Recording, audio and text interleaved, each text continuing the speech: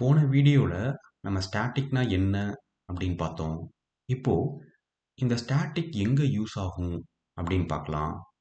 பொதுவாக ஒரு real world அப்ளிகேஷனில் யூஸ் ஆகிற கான்ஸ்டன்ட்ஸ் எல்லாத்தையும் ஒரு காமன் ஃபைலில் ஸ்டாட்டிக்காக டிக்ளேர் பண்ணிடுவாங்க.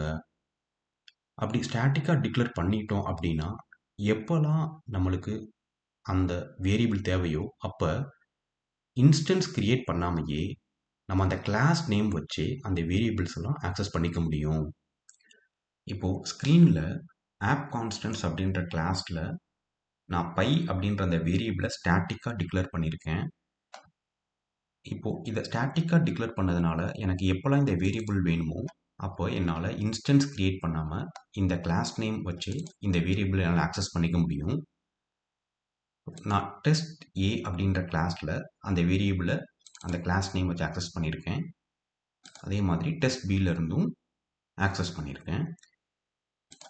இப்போது அந்த ரெண்டு மெத்தடையும் நான் மெயின் மெத்தடில் இருந்து கால் பண்ணியிருக்கோம். இப்போ என்னால் இன்ஸ்டன்ஸ் இல்லாமல் அந்த வேரியபிளை ஆக்சஸ் பண்ணிக்க முடியுது. இப்போது நம்ம கிளாஸ் ரன் பண்ணும்போது என்ன நடக்குதுன்னா நம்ம டிக்ளேர் பண்ண இந்த ஸ்டாட்டிக் வேரியபிள் வந்து ஸ்டாக் மெமரியில் லோட் ஆகும். அப்புறம் கிளாஸ் ஏக்கான ஆப்ஜெக்ட் ஹீப் மெமரியில் லோட் ஆகும். அப்புறம் கிளாஸ் பிக்கான ஆப்ஜெக்ட் லோட் ஆகிட்டு இந்த ரெண்டு கிளாஸும் இந்த ஸ்டாட்டிக் வேரியபிளை ஷேர் பண்ணுது. இப்போது இதில் ஒரு ரிஸ்க் இருக்குது.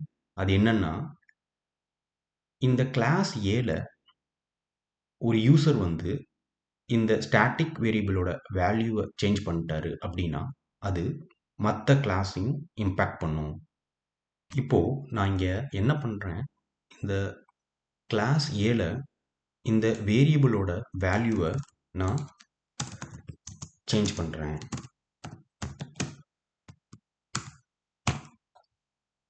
இப்போ கிளாஸ் ஏ வந்து இந்த ஸ்டாட்டிக் வேரியபிளோட வேல்யூவை சேஞ்ச் பண்ணிடுச்சு. அப்போது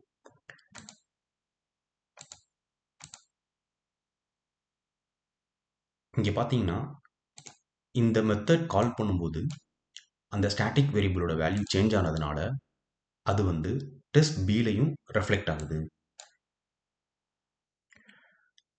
ஸோ இந்த மாதிரி ஸ்டாட்டிக் வேரியபிளை வந்து மல்டிபிள் ஆப்ஜெக்ட்ஸ் ஷேர் பண்ணுறதுனால நம்ம ஸ்டாட்டிக் கீவேர்ட் யூஸ் பண்ணும்போது கொஞ்சம் கேர்ஃபுல்லாக இருக்கணும்.